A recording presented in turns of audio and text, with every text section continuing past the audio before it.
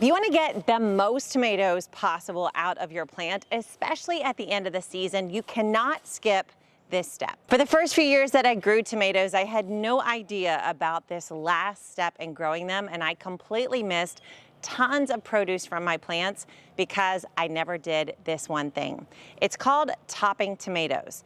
Topping tomatoes is simply heading up to the very top of the vine and simply clipping it off. Now you only want to do this on indeterminate tomatoes, which means those vining tomatoes that will grow and grow and keep growing until frost interrupts their growth.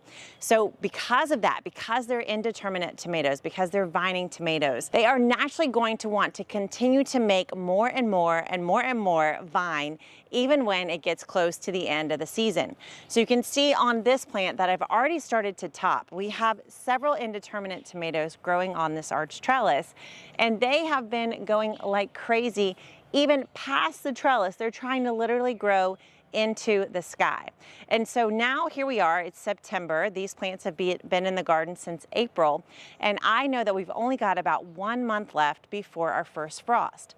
That means that all of the produce, all of the fruit on these vines needs to finish up and either fully size up or even ripen before we get to that date. I know that all these vines at the top that haven't even produced flowers or fruit yet, the work that they're doing is not going to matter when that first frost comes. So I want to go ahead and get to the very top of these vines. I'm going to have to do some climbing, top them off so that I can direct all of the energy of the plant to finishing up forming and ripening the fruit that already exists on the vine. Now we love growing our tomatoes on arch trellises because of their indeterminate nature. The only catch about this is around this time of year, you're going to either need a ladder or some good gymnastics skills so you can climb up on the top of your bed so you can reach the top of this trellis. I don't want to grow on a trellis that's shorter than 6 feet tall when I'm growing an indeterminate tomato, because as you can see, these things will take up the full height that you give them. So this is grown at least 6 feet tall, and then if frost never comes, these plants would even grow across the trellis and back down the other side. We're not going to have time for that here in Nashville because we'll get frost. If not in October, we'll definitely get it by November. So what I want to do is head to the very tip of this vine, and you can see where it's starting to flower out again. And I'm just going to snip it right there, cut off that last little flower head, and that'll tell the plant to direct all of its energy, instead of making new fruit, to finishing up the fruit that's sitting there on the vine already. So you can do this on every vine that you can reach. Like I said, it's a little bit of a gymnastics challenge, but you cut off that last tip of the vine and that directs the plant's growth. One of the things I talk about in all my books is how this is the most powerful tool in the garden when you grow the Gardenary way. Pruners are what directs plants' growth.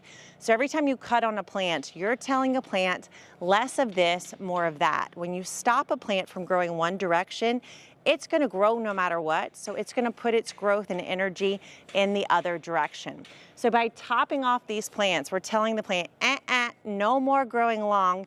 You got to grow wide and finish up the things you already started. So don't make the same mistake that I did when I first started growing tomatoes and skip this step.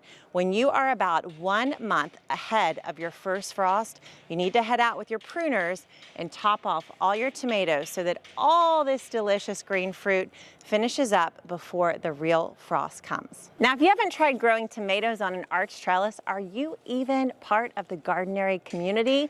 This is what we all do, and I have a step-by-step tutorial to show you exactly how to do it right here on this channel. You can check it out right here. I give you the step-by-step from setting up the trellis, planting the tomatoes, all the way to the end of the season. And if you want an arch trellis so you can grow the same way I do, you can find this trellis and so many more in the Gardenary shop. I'll put a link for that right below this video. Thanks so much for watching and being part of the Gardenary community. Thank you for learning to grow in your own backyard so that we can make the world a better place together. Don't forget to tell me in the comments whether or not you are growing tomatoes on an arch trellis yet, or if you're going to try it next season. And then be sure to share this video with somebody who needs to be inspired to grow their tomatoes in a new way too. I'll see you next time.